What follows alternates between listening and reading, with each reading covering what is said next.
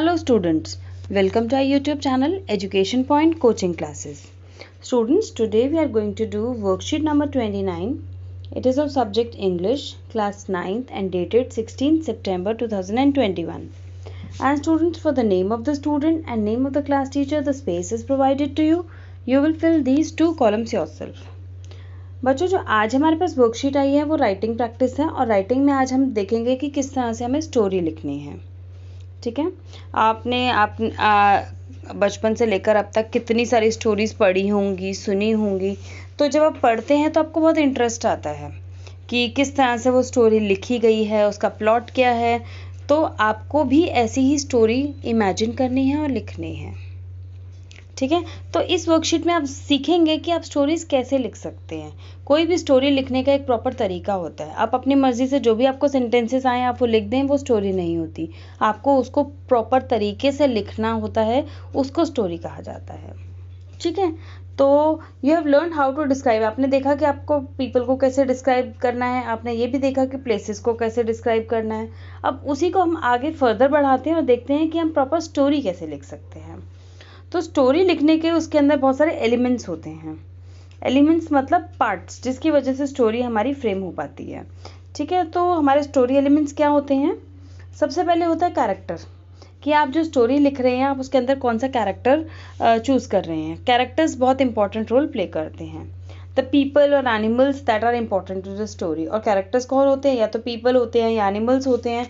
जो भी important part play करते हैं वो कैरेक्टर्स कहलाते हैं. नाउ द सेटिंग मतलब कि आपकी स्टोरी की लोकेशन क्या है. अगर मैं कहूँ कि once upon a time there was a king, तो वंस अपॉन अ टाइम यानी कि मैं एक पुरानी बात कर रही हूँ, कि पुराने टाइम की बात कर रही हूँ कि एक किंग हुआ करता था. ठीक है, तो सेटिंग हमने एक लोकेशन बता दी, सेटिंग बता दी. तो उसमें हम टाइम भी बता सकते हैं, लोकेशन भी बता सकते हैं कि आपकी स्टोरी कहाँ पर प्रेजेंट हो रही है. नाउ द प्रॉब्लम, कि आपकी स्टोरी में अगर आप कर रहे हो, प्लॉट आपने सेट किया है, प्रॉब्लम क्या है, इशू क्या है. द मेन स्ट्रगल और conflict the main character faces. तो उस स्टोरी में जो मेन जो कैरेक्टर है वो क्या स्ट्रगल फेस करता है. और देन उसका सोल्यूशन, अगर वो फेस करता है कोई चैलेंजेस या कोई डिफ़िकल्टीज, तो उसका सोल्यूशन क्या है, किस तरह से वो कैरेक्टर जो है अपने प्रॉब्लम्स को सॉल्व करता है. नाउ द की इवेंट्स क्या होते हैं. द इम्पॉर्टेंट इवेंट्स और actions that occur during the story. और पूरी स्टोरी में जो इम्पॉर्टेंट थिंग्स जो हुई. अब पूरी स्टोरी हम जब इतनी बड़ी 2 या 5 या 10 पेजेस की स्टोरी लिखते हैं तो सभी पॉइंट्स इंपॉर्टेंट नहीं होते. कुछ इंपॉर्टेंट पॉइंट्स के आसपास भी कुछ कैरेक्टर्स घूमते हैं और वो इम्पॉर्टेंट इतने ज़्यादा इंपॉर्टेंट नहीं होते. तो जब हम की एलिमेंट्स की बात करते हैं, की इवेंट्स की बात करते हैं, तो की इवेंट्स वो होते हैं जो मेन पॉइंट क्या है स्टोरी का, हम वो लिखते हैं. ठीक है, तो ये आपने 5 देख लिए आपके स्टोरी एलिमेंट्स हैं. प्लस इसके साथ आपको एक टाइटल भी देना होता है. जब भी आप स्टोरी लिख रहे हैं उसका कोई प्लीजिंग सा, अट्रैक्टिव सा टाइटल आप लिखेंगे. ठीक है, तो let's read. Story writing requires a lot of creativity and imagination. अगर आपको स्टोरी लिखनी है तो आपके अंदर क्रिएटिविटी भी होनी चाहिए, इमेजिनेशन भी होनी चाहिए. Some important points to be kept in mind while writing a story. जब आप स्टोरी लिख रहे हैं तो क्या क्या पॉइंट्स आपके माइंड में होने चाहिए, देखते हैं, रीड करते हैं. सबसे पहले थिंक ऑफ अ प्लॉट सोचो कि स्टोरी आपके किसके बारे में होगी. ठीक है, उसकी थीम क्या होगी. Now decide about the characters, कि आपकी स्टोरी में क्या क्या कैरेक्टर्स होंगे. कोई पर्सन होगा, कोई एनिमल होगा, या किसके बारे में आप स्टोरी बताना चाह रहे हैं. उसका सूटेबल टाइटल, कि आपको टाइटल कोई अट्रैक्टिव सा टाइटल देना है. Use simple easy to understand language. और जब आप स्टोरी लिखते हैं तो कोशिश कीजिए कि जो लैंग्वेज हो आपकी बिल्कुल सिंपल हो, क्योंकि रीडर्स जो हैं वो हर एक टाइप के रीडर्स मिलेंगे. कुछ ज़्यादा एजुकेटेड भी होंगे, अनएजुकेटेड भी होंगे. तो ऐसे आप मतलब कि अपनी स्टोरी ऐसे लोगों को पहुंचाना चाहते हो, अगर ज़्यादा लोगों को पहुंचाना चाहते हो तो आपकी जो लैंग्वेज होनी चाहिए वो बिल्कुल क्लियर होनी चाहिए, ताकि जो कॉमन से कॉमन पर्सन भी उस आपकी स्टोरी को अंडरस्टैंड कर सके. ठीक है, राइट शॉर्ट सेंटेंसेस, और हो सके तो शॉर्ट सेंटेंसेस, क्योंकि जब बड़ा सेंटेंस 1 या 2 लाइन का बड़ा सेंटेंस आ जाता है तो रीड करने में कन्फ्यूजन होती है और कभी कभार हो सकता है कि हमारी सेंस भी गलत हो जाए. तो कोशिश कीजिए कि शॉर्ट सेंटेंसेस में आप उसको लिखें. Now main coherence, that is your sentences should be logically connected. Logically connected का मतलब है कि जब आप लिख रहे हैं तो एक सेंटेंस दूसरे सेंटेंस से कनेक्टेड होना चाहिए। ये नहीं कि आप फर्स्ट प्लेस पहले लिख रहे हैं, मिस्ट्री आपने पहले ही बता दी और कैरेक्टर्स आप बाद में बता रहे हैं। तो एक सीक्वेंस होता है स्टोरी लिखने का कि पहले आप कैरेक्टर्स को इंट्रोड्यूस करते हैं, फिर धीरे धीरे उनका प्लॉट डिस्क्राइब करते हैं, फिर उनकी प्रॉब्लम्स बताते हैं, फिर सॉल्यूशंस बताते हैं, देन उसका एंड में बताते हैं कि उसने कंक्लूजन क्या है। तो एक कोरेलेंट होना चाहिए, कोहेरेंट होना चाहिए और एक पॉइंट जो दूसरे पॉइंट से लॉजिकली कनेक्टेड होना चाहिए। Now try to bring out a moral और मैसेज इन द एंड। और एंड में कोशिश, जब कंक्लूजन लिख रहे हैं तो उसका कोई मैसेज या फिर कोई कंक्लूजन या मॉरल स्टोरी का हो तो ज़्यादा बेटर होगा। ठीक है, चलिए आगे देखते हैं। आज आपको प्रैक्टिस मिली है वो भी इसी बेस्ड है। आपको एक स्टोरी गिवन है। इन ancient times a king had a boulder placed on the roadway. तो आपको ये स्टोरी गिवन है, आपको स्टोरी रीड करनी है और स्टोरी के बेस पर आपको यहाँ पर कुछ एक्सरसाइज दी है वो करनी है। चलिए देखते हैं story. In ancient times a king had a boulder placed on the roadway. तो एक किंग था। एंशिएंट टाइम आपको लोकेशन बता दी कि पुराने टाइम की बात कर रहे हैं। A king had a boulder placed on the roadway. उसने रास्ते के बीचों बीच एक बड़ा सा पत्थर, बोल्डर होता है एक बड़ा सा पत्थर, रखवा दिया। Then he hid himself and watched to see if anyone would move the boulder out of the way.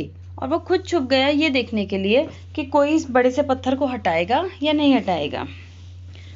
Some of the king's wealthiest merchants and the courtiers came by and simply walked around it. और वहाँ पे जो king के जो बहुत ज़्यादा wealthiest means बहुत richest, जो बहुत ही अमीर थे, मर्चेंट्स थे, व्यापारी थे, और कोर्टियर्स मीन्स जो कोर्ट में उसके दरबारी थे, तो वो सब आए, रास्ते से जा रहे हैं, लेकिन किसी ने भी कोशिश नहीं की उस पत्थर को हटाने की। जस्ट वो आते थे और उसके आसपास घूम के चले जाते थे। Many people loudly blamed the king for not keeping the roads clear, but none of them did anything about getting the stone out of the way.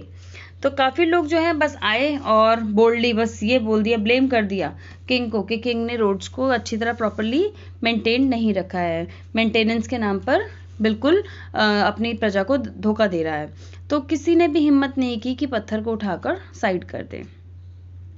A peasant then came along carrying a load of vegetables. अब एक pageant आया, pageant के कंधे पर भार था vegetables का। Upon approaching the boulder, the peasant laid down his burden and tried to push the stone out of the road. तो उसने क्या किया, अपने कंधे से सामान हल्का किया, नीचे रखा और उस बोल्डर को हिलाने लगा। After much pushing and straining, he finally succeeded. और उसने उसको पत्थर को बहुत पुश किया और पुश करने के बाद फाइनली वो अपने जो वो हटाना चाहता था बोल्डर को, उसने उसको हटा दिया, साइड कर दिया। After the peasant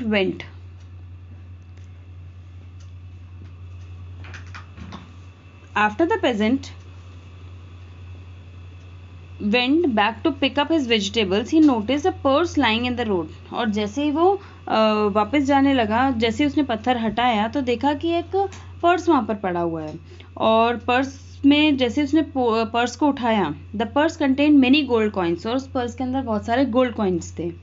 and a note from the king explaining that the gold was for the person who remove the boulder from the roadway. और उसमें लिखा हुआ था, एक नोट लिखा हुआ था किंग की तरफ से कि ये जो बोल्डर जिसने भी हटाया है, ये गोल्ड कॉइन्स उसके लिए रिवॉर्ड है, क्योंकि इसने बहुत एक अच्छा काम किया है, इसीलिए गोल्ड कॉइन्स किंग की तरफ से एक रिवॉर्ड है। ठीक है, तो ये आपने छोटी सी स्टोरी समझ ली कि क्या है स्टोरी में। एक पत्थर रखा हुआ है, एक पेजेंट आया, पेजेंट ने उसको हटाया और उसने जो भी काम किया उसके लिए उसको किंग ने रिवॉर्ड किया। ठीक है, तो इस स्टोरी से रिलेटेड आपको एक एक्सरसाइज मिली है। देखिए क्या है एक्सरसाइज। तो जब आपने ये स्टोरी रीड की तो आपके माइंड में कुछ सेट हो गया कि इस स्टोरी के क्या कैरेक्टर्स हैं, सेटिंग क्या है इसकी, इस स्टोरी में प्रॉब्लम क्या है, सॉल्यूशन क्या है, या फिर इसके की एलिमेंट्स क्या हैं।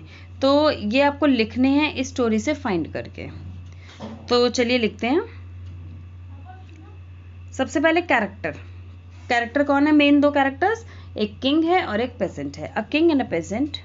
सेटिंग आपको बताई, पुराने टाइम की बात कर रहे हैं, एंशिएंट टाइम की, और कहाँ पर, on the road of a kingdom, kingdom के रास्ते में किंगडम की एक रोड जा रही है, तो वहाँ पर एक ये जो स्टोरी है वो वहाँ पर सेट की गई है।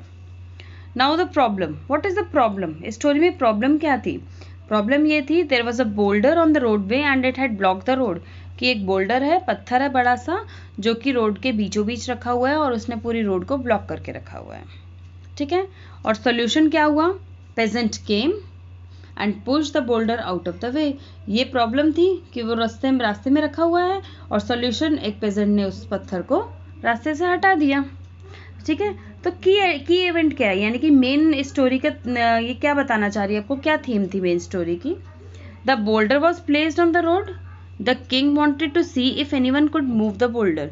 एक बोल्डर पड़ा है रोड पर और किंग ये देखना चाहता है कि उस बोल्डर को कौन मूव करेगा। Many people walked around the boulder but nobody pushed it. काफ़ी लोग आए लेकिन किसी ने भी उस बोल्डर को नहीं हिलाया। Finally the peasant came, he put down his load and tried to push the boulder। उसने क्या किया, अपना जो लोड था वो नीचे रखा और उस बोल्डर को पुश करने की कोशिश की। Finally he succeeded in pushing the boulder, और उसने उस बोल्डर को हिला दिया और कोने पर रख दिया। He found the gold coins and a note from the king, और जैसे ही उसने हटाया उसके नीचे उसको गोल्ड कॉइन्स और एक किंग का लिखा हुआ एक नोट मिला। That was the reward given to him by the king। और वो क्या था, वो किंग की तरफ से उसको दिया हुआ रिवॉर्ड था। तो आपने देखा एक छोटी सी स्टोरी में आपने पांचों चीज़ें बता दी, की इवेंट भी बता दिया, सोल्यूशन, प्रॉब्लम, सेटिंग, कैरेक्टर। तो ऐसे ही है, जब हम स्टोरी लिखते हैं तो हमारी स्टोरी में यही पांचों चीज़ें इंक्लूड होनी चाहिए। ठीक है, तो आई होप आपको समझ में आ गया होगा, काफ़ी हद तक तो समझ में आ गया होगा कि किस तरह से हमें स्टोरी लिखनी चाहिए। तो आई होप आगे की वर्कशीट्स में आपको स्टोरी लिखने के लिए आएगी। सो इस वर्कशीट को अच्छी तरह समझिएगा, क्योंकि इसके बेस पे जो वर्कशीट्स आएंगी वो आपको सॉल्व करनी पड़ेगी और उनमें स्टोरीज भी लिखनी पड़ेंगी। ठीक है, तो आई होप बच्चों आपको समझ में आ गई होगी। इन केस अगर कोई डाउट आए तो कमेंट सेक्शन में ज़रूर लिख कर बताइए। तो चलिए बच्चों, मिलते हैं नेक्स्ट वर्कशीट में। Till then, bye bye students.